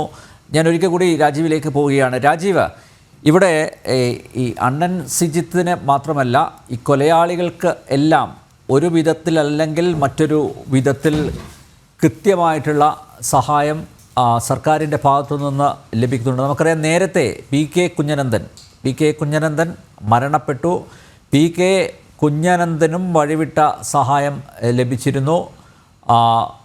മുഖ്യമന്ത്രി പിണറായി വിജയൻ കണ്ണൂർ സെൻട്രൽ ജയിലിൽ ഒരു പരിപാടിക്ക് പോയ സമയത്ത് കുഞ്ഞനന്ദനുമായിട്ട് കൂടിക്കാഴ്ച പോലും നടത്തിയിരുന്നു ജയിലിന് അകത്ത്. മാത്രമല്ല കുഞ്ഞനന്ദന് തിരുവനന്തപുരം മെഡിക്കൽ കോളേജിൽ ആയിരുന്നു അദ്ദേഹത്തിൻ്റെ ചികിത്സയൊക്കെ നടത്തിയത്. അതിനുശേഷം വലിയ സ്മാരകവും പണിതിരിക്കുന്നു അദ്ദേഹത്തിൻ്റെ നാടായ പാനൂരിൽ. ഇവിടെ കൃത്യമായിട്ട് പരിശോധിക്കേണ്ടത് ടി പിയുടെ കൊലയാളികൾക്ക് ഇപ്പോൾ നേരത്തെ രാജീവ് ആ കണക്ക് പറഞ്ഞു, എത്ര പരോൾ ലഭിച്ചു എന്നുള്ളത് കൃത്യമായിട്ട് പറഞ്ഞു. 1000-ലധികം ദിവസങ്ങൾ ഇവർ പുറത്തായിരുന്നു. ഇപ്പോഴും പുറത്ത് കഴിയുന്ന കൊലയാളികളുണ്ട് ടി പിയുടെ. ഞാൻ കഴിഞ്ഞ ദിവസമാണെന്ന് തോന്നുന്നു മുഹമ്മദ് ഷാഫിയുടെ ഫേസ്ബുക്ക് പോസ്റ്റ് കണ്ടത്. അതുപോലെ കിർമാണി മനോജും പുറത്താണെന്നറിയുന്നു. ഇവിടെ ഈ ഇടതുമുന്നണി ഭരിക്കുന്ന ഒരു സംസ്ഥാനത്ത് ഈ പ്രതികളെ തുറന്ന് വിട്ടാൽ പോലും ആരും അറിയാൻ പോകുന്നില്ല. ഇത് കൃത്യമായിട്ടുള്ളൊരു പരിശോധനയ്ക്ക് വിധേയമാക്കേണ്ടതല്ലേ? കോടതി ഇക്കാര്യത്തിൽ പ്രത്യേക താല്പര്യം എടുക്കേണ്ടതല്ലേ? അതായത് ഞാൻ ഇപ്പോഴും ഓർക്കുകയാണ്. ഒരു നിമിഷം രാജീവിലേക്ക് വരാം. കെ രമ ചേരുന്നു. ശ്രീമതി കെ രമ, ടി പിയുടെ കൊലയാളികൾക്ക് വാരിക്കോരി പരോൾ നൽകുകയാണ്, അത് തുടരുകയാണ് സംസ്ഥാന സർക്കാർ. കേസിലെ പ്രധാനപ്പെട്ട കൊലയാളി അണ്ണൻ സിജിത്തിന് തുടർച്ചയായിട്ട് 2 തവണ പരോൾ നീട്ടി നൽകി. മുഖ്യമന്ത്രി നൽകിയ അപേക്ഷ പരിഗണിച്ച് 15 ദിവസം കൂടി പരോൾ നീട്ടി നൽകിയിരിക്കുന്നു. മാത്രമല്ല ഈ കൊലയാളികളിൽ ഭൂരിപക്ഷവും പുറത്താണ്. 1000-ലധികം 1500 ദിവസമൊക്കെയാണ് ഇവർക്ക് പരോൾ ഇതിനകം നൽകിയിരിക്കുന്നത്. എങ്ങനെ കാണുന്നു? നേരത്തെ പരാതി നൽകിയതാണ്, പക്ഷേ അതിൽ ഒരു നടപടിയും ഉണ്ടാവുന്നില്ല. ഇല്ല, തീർച്ചയായിട്ടും ഇത് ആദ്യത്തെ സംഭവമൊന്നുമല്ലല്ലോ. ഇപ്പം 12 വർഷം കഴിഞ്ഞു. ഇതിനകത്ത് ഏത് കാലവും ഈ ടി പി കേസിലെ പ്രതികൾക്ക് വഴിവിട്ട പരോളുകളും എല്ലാവിധ ആനുകൂല്യങ്ങളും എല്ലാ സംരക്ഷണവും ലഭിച്ചുകൊണ്ടിരിക്കുകയാണല്ലോ.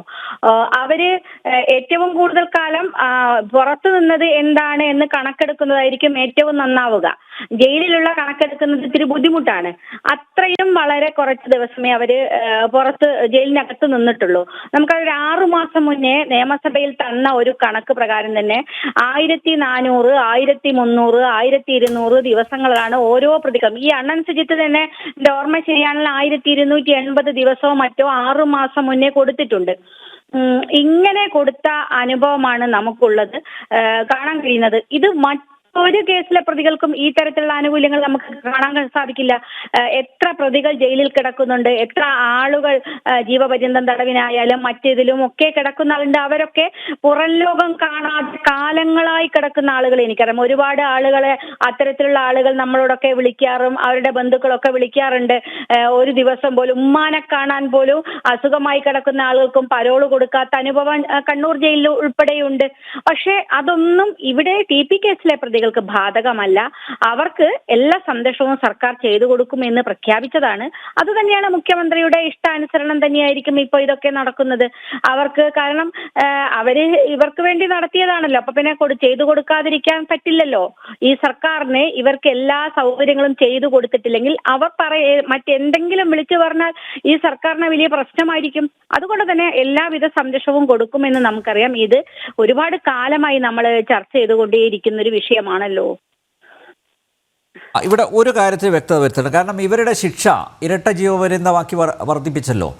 അന്ന് കോടതി പറഞ്ഞത് ഇവർക്ക് ശിക്ഷാ ഇളവ് നൽകരുത് എന്നുള്ളതാണ്. പരോളിൻ്റെ കാര്യത്തിൽ അങ്ങനെ പ്രത്യേക എന്തെങ്കിലും നിയന്ത്രണം ഏർപ്പെടുത്തി? ഇപ്പോൾ ഇങ്ങനെയൊരു വിവാദം ഉണ്ടാവുമ്പോൾ സർക്കാർ പറയുന്നത്, അതായത് പരോള് അത് മാനുഷിക പരിഗണന വെച്ച് നൽകുന്നതാണ്. അതിൻ്റെ കാര്യത്തിൽ സർക്കാരിന് അത് നിയന്ത്രിക്കാൻ സർക്കാരിന് പറ്റില്ല എന്നാണ് സർക്കാരിൻ്റെ ഭാഷ്യം. സർക്കാരുമായിട്ട് ബന്ധപ്പെട്ടവർ പറയുന്നത് അതാണ്. അപ്പോൾ ഈ പരോളിൻ്റെ കാര്യത്തിൽ എന്തെങ്കിലും നിയന്ത്രണം വേണമെന്ന് കോടതി നിർദ്ദേശിച്ചിരുന്നോ?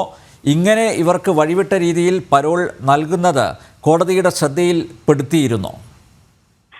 അല്ല, പരോളിന്റെ കാര്യത്തിൽ ഒരു നിയന്ത്രണവും വെക്കാൻ സാധിക്കില്ല. അത് ഒരു ജയിൽ പുള്ളിയെ സംബന്ധിച്ച് അവർക്ക് നിയമപരമായി കിട്ടേണ്ടതാണ്. പക്ഷെ നിയമപരമായി കിട്ടേണ്ടതാണ് എന്ന് പറയുമ്പോൾ അതിനൊരു മാനദണ്ഡമുണ്ട്. ഒരു ജയിലിൽ പുള്ളിക്ക് ഏകദേശം ഏറ്റവും ചുരുങ്ങിയത് ഒരു 60 ദിവസമോ മറ്റോ മാത്രമേ അവർക്ക് ഇത് കൊടുക്കാൻ വേണ്ടി സാധിക്കുകയുള്ളൂ. അതിൽ കൂടുതൽ കാലം കൊടുക്കരുത് എന്നുള്ളത് ഒരു വർഷം ഏറ്റവും ചുരുങ്ങിയ മിനിമം 60 ദിവസമാണ് പരോള് പറയുന്നത്. അത് അടിയന്തര പരോളോ സാധാരണ പരോളുണ്ട്. സാധാരണ പരോൾ 15 ദിവസമാണ്. അടിയന്തര പരോളാണ് 45 ദിവസം. വ്യത്യസ്ത ദിവസങ്ങളിലായി കൊടുക്കുക. അത് ഏതെങ്കിലും തരത്തിൽ വീട്ടിൽ ആർക്കെങ്കിലും മരണമോ അത്തരത്തിൽ ഇത് ഏറ്റവും അടുത്ത ബന്ധുക്കൾക്ക് സംഭവിച്ചാൽ മാത്രം കൊടുക്കുന്നതാണ്.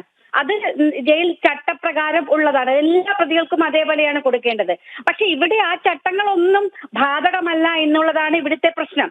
ഇവിടെ ഈ ചട്ടപ്രകാരമോ ഈ നിയമപ്രകാരമോ അല്ല TP കേസിലെ പ്രതികളെ ട്രീറ്റ് ചെയ്തുകൊണ്ടിരിക്കുന്നത്. ഞാൻ ഇതുമായി ബന്ധപ്പെട്ട കേസ് ഇപ്പോൾ ഹൈക്കോടതിയിൽ ഇപ്പോൾ കൊടുത്തിരിക്കുകയാണ്. ഈ പരോളുമായി ബന്ധപ്പെട്ട് തൊട്ടടുത്ത ദിവസം തന്നെ വരുമെന്ന് പ്രതീക്ഷിക്കുകയാണ്. മറ്റല്ലാതെ നമുക്ക് വേറെ മാർഗങ്ങളൊന്നും നമ്മുടെ മുന്നിലില്ല. ഇത് പോലീസോ അല്ലെങ്കിൽ അധികാരികളോ ഒക്കെ ഇവർക്ക് അനുകൂലമായി നിൽക്കുന്ന ആളുകളാണ് എന്നുള്ളത് കൊണ്ട് തന്നെ എല്ലാ സഹായവും അവർ കിട്ടും. ഇനി കോടതി തീരുമാനിക്കട്ടെ എന്നാണ് ഞാൻ വിചാരിച്ചിരിക്കുന്നത്. യെസ്, വളരെയധികം നന്ദി ശ്രീമതി കെ രമ പ്രതികരിച്ചതിന്. മുൻ ആഭ്യന്തരമന്ത്രി കോൺഗ്രസ് നേതാവ് തിരുവഞ്ചൂർ രാധാകൃഷ്ണൻ ചേരുന്നു. ശ്രീ തിരുവഞ്ചൂർ, TPയുടെ കൊലയാളികൾക്ക് വാരിക്കോരി പരോൾ നൽകുകയാണ് സംസ്ഥാന സർക്കാർ. കേസിലെ ഒരു പ്രതിയായിരുന്ന ശിക്ഷിക്കപ്പെട്ട ഇരട്ട ജീവപര്യന്തത്തിന് ശിക്ഷിക്കപ്പെട്ട അണ്ണൻ സിജിത്തിന് ഇപ്പോൾ തുടർച്ചയായി പരോൾ നീട്ടി നൽകുകയാണ്. കൃത്യമായി വിധേയപ്പെടുകയാണ് ഈ കൊലയാളികൾക്ക് ഭരണകൂടം. എങ്ങനെ പ്രതികരിക്കുന്നു? ഇവിടെ ജയിലും ജയിൽ വകുപ്പും ജയിൽ അഡ്വൈസറി കമ്മിറ്റിയും എല്ലാവരും ഒരുമിച്ച് ഒരേ രൂപത്തിൽ നിൽക്കുകയാണ്. ഭരണകൂടത്തിന്റെ പൂർണ്ണമായി പിന്തുണ അവർക്കാണ്. അപ്പൊ അവർ ജയിലിൽ കിടക്കുന്നതിനേക്കാൾ കൂടുതൽ അവരെ ജയിലിൽ നിന്ന് വിടുന്നതിനെ കുറിച്ചാണ് ഇവരുടെ ആലോചന മുഴുവൻ. അതുകൊണ്ട് അവരെല്ലാം ഏകപക്ഷീയമായി ഈ പ്രതികളെ പുറത്തു വിടുന്നതിന് വേണ്ടിയുള്ള ശ്രമത്തിലാണ്. ആ ശ്രമത്തിന്റെ ഭാഗമാണ് ഇപ്പൊ ഇതൊക്കെ കേട്ടുകൊണ്ടേയിരിക്കുന്നത്. ഇനിയും കേൾക്കാൻ പോകുന്നതേ ഉള്ളൂ. യഥാർത്ഥത്തിൽ ഒരാളിന് പരോള് കൊടുക്കാൻ എത്ര സാധ്യതയുണ്ട്, എത്ര അവസരം കിട്ടും? ഒരു ശിക്ഷാ കാലാവധിക്കുള്ളിൽ എത്ര പ്രാവശ്യം പരോള് കൊടുക്കാൻ പറ്റും? ഒരു വർഷത്തിൽ തന്നെ എത്ര പരോള് കൊടുക്കാൻ പറ്റും? ഇതെല്ലാം ലംഘിച്ചുകൊണ്ടല്ലേ ഇവർക്ക് കുറെ ആളുകൾക്ക് VIP ട്രീറ്റ്മെന്റ് കൊടുത്തുകൊണ്ടിരിക്കുന്നത്. ഇനി പരോൾ ഇല്ലെങ്കിൽ പോലും അതിന്റെ മെസ്സേജ് എന്താ? ജയിലിനകത്ത് അവർക്ക് കിട്ടുന്ന ട്രീറ്റ്മെന്റ് എത്രയോ വലുതാണ്. അവരൊരു ക്രിമിനൽ കുറ്റവാളികൾ എന്നുള്ള നിലയിലല്ലല്ലോ കാണുന്നത്. അപ്പൊ പരോളിന്റെ ഘട്ടമൊന്ന്, പരോൾ അനുവദിക്കുന്നതിന് വേണ്ടി ചെയ്തുകൊണ്ടിരിക്കുന്ന വഴിവെട്ട നടപടികളൊന്ന്, 3 ജയിലിനകത്താണെങ്കിലും അവർക്ക് കിട്ടിക്കൊണ്ടിരിക്കുന്ന സ്വാതന്ത്ര്യം വേറൊന്ന്.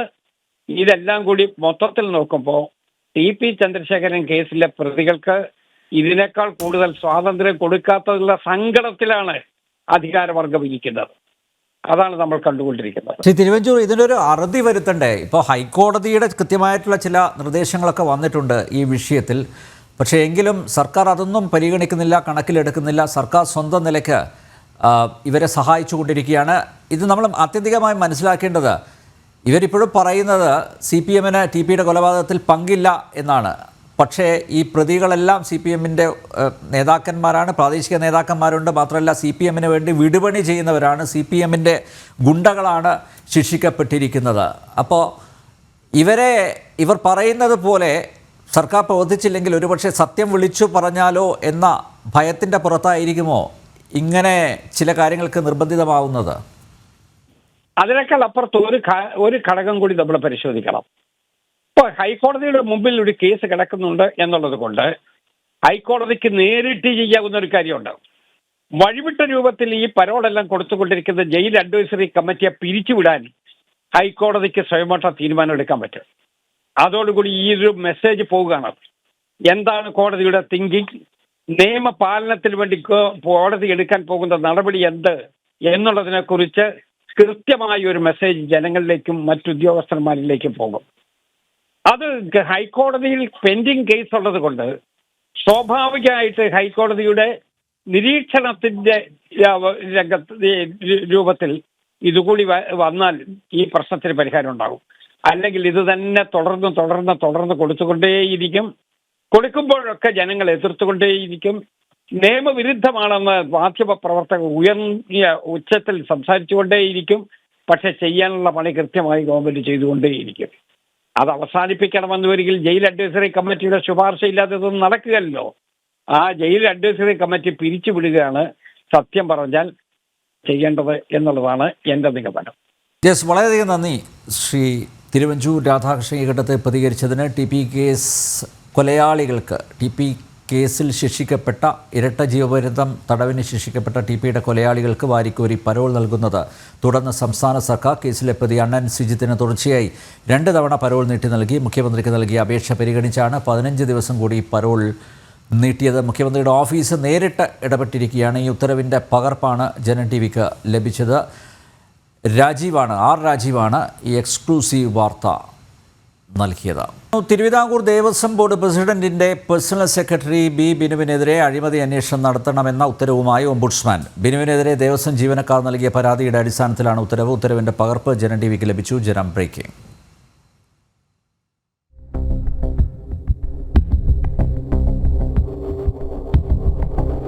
സഹപ്രവർത്തകർ നൽകിയ പരാതിയിലാണ് ദേവസ്വം ബോർഡ് പ്രസിഡന്റിന്റെ പേഴ്സണൽ സെക്രട്ടറിയായ ബിനുവിനെതിരെ ഓംബുഡ്സ്മാൻ അന്വേഷണത്തിന് ഉത്തരവിട്ടത്. തിരുവല്ലം പരശുരാമ ക്ഷേത്രത്തിലെ അഡ്മിനിസ്ട്രേറ്റീവ് ഓഫീസറായ ബി ബിനു ദേവസ്വം പ്രസിഡന്റിന്റെ സ്വാധീനത്തിൽ അന്നദാനത്തിന്റെ എണ്ണം വർദ്ധിപ്പിച്ചും വഴിപാടുകൾ കൃത്രിമം കാണിച്ചും ലക്ഷക്കണക്കിന് രൂപയുടെ അഴിമതി നടത്തിയെന്നാണ് ആദ്യ പരാതി.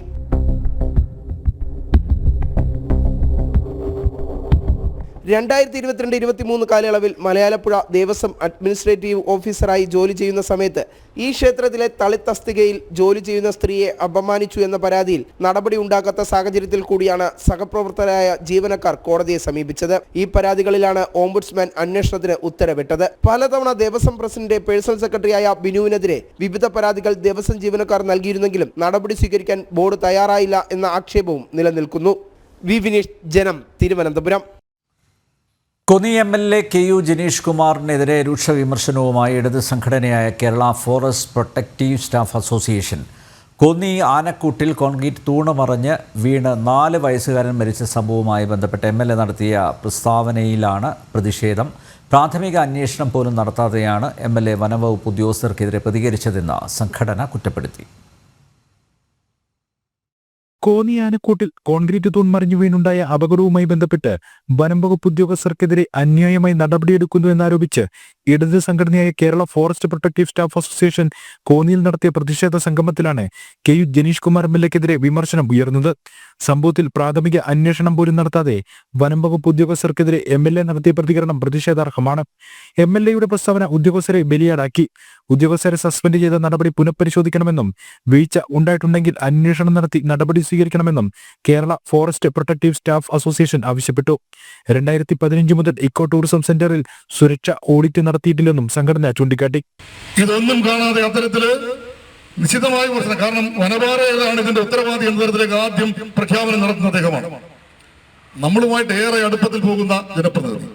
അതുകൊണ്ട് തന്നെയാണ് അത്തരം ആ പ്രസ്താവനയിലുള്ള ഒരു പ്രതിഷേധം കൂടി ഞങ്ങൾ അറിയിക്കുകയാണ്. സംഘടനയുടെ പ്രതിഷേധം കൂടി അറിയിക്കുകയാണ്. യഥാർത്ഥത്തിൽ അത് സംബന്ധിച്ചുകൊണ്ട് അന്വേഷണം, മന്ത്രി പറഞ്ഞതുപോലെ അത് സംബന്ധിച്ചുകൊണ്ട് നല്ല രീതിയിലുള്ള ഒരു അന്വേഷണം, ഒരു ടീമിനെ വെച്ചുകൊണ്ട് ഒരു അന്വേഷണം നടത്തിയിട്ട് അത് ആരുടെയൊക്കെ ഭാഗത്തു നിന്നാണ് അതിന്റെ വീഴ്ച ഉണ്ടായിട്ടുള്ളത് എന്ന് വിശദമായൊരു റിപ്പോർട്ട് തയ്യാറാക്കണം. അതിന്റെ ഭാഗമായിട്ട് ഞങ്ങളുടെ ഭാഗത്ത് വീഴ്ച ഉണ്ടായിട്ടുണ്ടെങ്കിൽ ഞങ്ങൾ അംഗീകരിക്കാനും തയ്യാറാണ്. സംഭവവുമായി ബന്ധപ്പെട്ട് 5 വനംവകുപ്പ് ഉദ്യോഗസ്ഥരെയാണ് നേരത്തെ സസ്പെൻഡ് ചെയ്തത്. ജനം, പത്തനംതിട്ട. മാസപ്പടി കേസിൽ മുഖ്യമന്ത്രി പിണറായി വിജയന്റെ മകൾ വീണ തൈക്കണ്ടിയിൽ അടക്കമുള്ളവരുടെ മൊഴി ആവശ്യപ്പെട്ടുള്ള ED അപേക്ഷ എറണാകുളം അഡീഷണൽ സെഷൻസ് കോടതി ഇന്ന് പരിഗണിക്കും. SFIO കുറ്റപത്രത്തോടൊപ്പം സമർപ്പിച്ച തെളിവുകളും അനുബന്ധ രേഖകളും നൽകണമെന്നാണ് ആവശ്യം. മൊഴികൾ പരിശോധിച്ച് ED പ്രധാന പ്രതികളുടെ ചോദ്യം ചെയ്യലിലേക്ക് കടക്കും. കുറ്റപത്രത്തിന്റെ പകർപ്പ് EDക്ക് ലഭിച്ചിരുന്നു. ഇത് പരിശോധിച്ച ശേഷമാണ് മൊഴികൾ കൂടി ആവശ്യപ്പെടുന്നത്. എല്ലാ പ്രതികളുടെയും മുഴുവൻ സാക്ഷികളുടെയും മൊഴിപ്പകർപ്പാണ് തേടിയത്. റിപ്പോർട്ട് ലഭിച്ചിരുന്നെങ്കിലും മൊഴികളോ അനുബന്ധ രേഖകളോ മാസപ്പടി ഡയറിയോ EDക്ക് ലഭിച്ചിരുന്നില്ല. ഇതെല്ലാം SFIO കോടതിക്ക് നൽകിയിരുന്നു. മുഖ്യമന്ത്രിയുടെ മകൾ വീണ, CMRL MD ശശിധരൻ കർത്ത, CMRL ഉദ്യോഗസ്ഥർ എന്നിവരുടെ മൊഴികൾ ED അന്വേഷണത്തിലും നിർണായകമാണ്. കള്ളപ്പണ നിരോധന നിയമപ്രകാരം അന്വേഷണം നടത്തുന്ന EDക്ക് അനുബന്ധ മൊഴികൾ അന്വേഷണത്തിന് സഹായകരമാകും. മൊഴികൾ വിലയിരുത്തിയ ശേഷം വീണയടക്കമുള്ളവരെ EDയും ചോദ്യം ചെയ്യും. SFIO കേസിൽ 13 പ്രതികളാണുള്ളത്. കമ്പനികാര്യ ചട്ടത്തിലെ 447 വകുപ്പ് പ്രകാരം 10 വർഷം വരെ തടവ് ശിക്ഷ ലഭിക്കാവുന്ന കുറ്റങ്ങളാണ് പ്രതികൾക്കെതിരെ SFIO ചുമത്തിയിട്ടുള്ളത്. കുറ്റപത്രത്തിനൊപ്പം നൽകിയിട്ടുള്ള മാസപ്പടി ഡയറിയും ED പരിശോധിക്കും. രാഷ്ട്രീയ നേതാക്കൾക്ക് നൽകിയ മാസപ്പടി കണക്കുകളാണ് ഡയറിയിൽ ചുരുക്കപ്പേരുകളിലുള്ളത്. ജനം, കൊച്ചി. കരുവന്നൂർ കള്ളപ്പണക്കേസിൽ കുറ്റപത്രമായി അടുത്തയാഴ്ച കലൂർ PMLA കോടതിയിൽ കുറ്റപത്രം സമർപ്പിക്കും. കേസിൽ CPM അടക്കം 30ഓളം പ്രതികളുണ്ടെന്നാണ് സൂചന. നിയമവിദഗ്ധരുടെ പരിശോധനയ്ക്ക് ശേഷം ED കൊച്ചി സോണൽ അഡീഷണൽ ഡയറക്ടറുടെ അന്തിമ അനുമതിക്കായി കൈമാറി. കരുവന്നൂർ സഹകരണ ബാങ്ക് തട്ടിപ്പിൽ ആദ്യഘട്ട കുറ്റപത്രം നൽകി 1.5 വർഷത്തിന് ശേഷമാണ് രണ്ടാം ഘട്ട കുറ്റപത്രം സമർപ്പിക്കുന്നത്. കരുവന്നൂർ ബാങ്കിൽ നിന്ന് വൻ തുകകൾ വായ്പയെടുത്ത് തിരിച്ചടവില്ലാതെ ബാങ്കിനെ കബളിപ്പിച്ചവരാണ് രണ്ടാം ഘട്ട കുറ്റപത്രത്തിലുള്ളത്. ഇതിനൊപ്പം കള്ളപ്പണത്തിന്റെ പങ്ക് സംഭാവനയായി കൈപ്പറ്റിയ CPM പാർട്ടിയും ക്രമക്കേട് നടന്ന കാലഘട്ടത്തിലെ ഭാരവാഹികളും പ്രതികളാകും. 30ഓളം പ്രതികൾ ഉണ്ടാകുമെന്നാണ് സൂചന. CPMന്റെ 77 ലക്ഷം രൂപയുടെ സ്വത്തുവകകൾ ED കണ്ടുകെട്ടിയിരുന്നു. CPM തൃശൂർ ജില്ലാ സെക്രട്ടറിയുടെ പേരിലായിരുന്നു പുറത്തുശ്ശേരിയിൽ പാർട്ടി ഓഫീസിനായി ഭൂമി വാങ്ങിയിരുന്നത്. ഇതും കണ്ടുകെട്ടിയിരുന്നു. ഇതടക്കം 128.72 കോടി രൂപയുടെ സ്വത്തുവകകളാണ് ഇതുവരെ ആകെ കണ്ടുകെട്ടിയത്. ആദ്യഘട്ട കുറ്റപത്രത്തിൽ 50 വ്യക്തികളും 5 സ്ഥാപനങ്ങളും പ്രതികളായിരുന്നു. ബാങ്ക് തട്ടിപ്പിന്റെ മുഖ്യ ആസൂത്രകൻ P. സതീഷ് കുമാർ, CPM നേതാവും കൗൺസിലറുമായ PR അരവിന്ദാക്ഷൻ എന്നിവരും പ്രതികളായിരുന്നു. CPM തൃശൂർ ജില്ലാ സെക്രട്ടറിമാരായിരുന്ന AC Moideen, MM Varghese, K. Radhakrishnan MP എന്നിവരെ ചോദ്യം ചെയ്തിട്ടുണ്ട്. ജനം, കൊച്ചി. ബില്ലുകളിൽ ഒപ്പിടാൻ ഗവർണർക്ക് വ്യക്തമായ മാർഗനിർദ്ദേശം പുറപ്പെടുവിക്കണം എന്ന ആവശ്യം സുപ്രീം കോടതിയിൽ കേരളം പിൻവലിച്ചു. തമിഴ്നാട് ഗവർണർക്കെതിരായ വിധി കേരളത്തിന് ബാധകമല്ലെന്നും 2 കേസുകളിലെയും സംഭവങ്ങൾ വ്യത്യസ്തമാണെന്നും കേരളത്തിന്റെ ഹർജിയിൽ കേന്ദ്ര സർക്കാർ ചൂണ്ടിക്കാട്ടി. ഗവർണർക്കെതിരെ സംസ്ഥാന സർക്കാർ നൽകിയ ഹർജി മെയ് 6 സുപ്രീം കോടതി വീണ്ടും പരിഗണിക്കും. ഭരണഘടനയുടെ അനുച്ഛേദം 200 അനുസരിച്ച് ബില്ലുകളിൽ ഒപ്പിടാൻ ഗവർണർക്ക് വ്യക്തമായ മാർഗനിർദ്ദേശം സുപ്രീം കോടതി പുറപ്പെടുവിക്കണമെന്ന ആവശ്യമാണ് കേരളം പിൻവലിച്ചത്. രാഷ്ട്രപതിക്ക് ബില്ലുകൾ വിടുന്നതിന് സമയപരിധി സുപ്രീം കോടതി തന്നെ നിശ്ചയിച്ചു നൽകിയെന്നും വിധി കേരളത്തിന് ബാധകമാണെന്നുമുള്ള സംസ്ഥാന സർക്കാർ വാദത്തെ കേന്ദ്രം എതിർത്തു. തമിഴ്നാട് ഗവർണർക്കെതിരായ വിധി കേരളത്തിന് ബാധകമല്ലെന്നും 2 കേസുകളിലെയും സംഭവങ്ങൾ വ്യത്യസ്തമാണെന്നും അറ്റോർണി ജനറലും സോളിസിറ്റർ ജനറലും ചൂണ്ടിക്കാട്ടി. ഗവർണർക്കെതിരെയുള്ള തമിഴ്നാട് സർക്കാരിന്റെ ഹർജിയിൽ സുപ്രീം കോടതിയുടെ 2 ബെഞ്ചിന്റെ വിധി കേരളത്തിനും ബാധകമാണോ എന്ന് പരിശോധിക്കുമെന്നും സുപ്രീം കോടതി വ്യക്തമാക്കി. മെയ് 6 കേസ് വീണ്ടും പരിഗണിക്കും. ജസ്റ്റിസുമാരായ PS നരസിംഹ, ജ്യോതിമാല ഭാഗ്ജി എന്നിവർ അടങ്ങുന്ന ബെഞ്ചാണ് ഹർജി പരിഗണിച്ചത്. തമിഴ്നാട് സർക്കാരിന്റെ ഹർജി പരിഗണിച്ച ജസ്റ്റിസ് JB പ്രദീവാല ഉൾപ്പെട്ട ബെഞ്ചിലേക്ക് ഈ ഹർജി മാറ്റണമെന്ന ആവശ്യം ചീഫ് ജസ്റ്റിസിന് മുന്നിലുണ്ടെന്നും മെയ് 13 ഈ വിഷയം പരിഗണിക്കുന്നുണ്ടെന്നും കേരളത്തിന് വേണ്ടി ഹാജരായ മുതിർന്ന അഭിഭാഷകൻ KK വേണുഗോപാൽ സൂചിപ്പിച്ചു. ജനം, ഡൽഹി. ഉച്ചവാർത്ത ഇവിടെ പൂർണ്ണമാകുന്നു. വാർത്തകൾ തുടരും ഒരു ചെറിയ ഇടവേളയ്ക്ക് ശേഷം. നന്ദി, നമസ്തേ.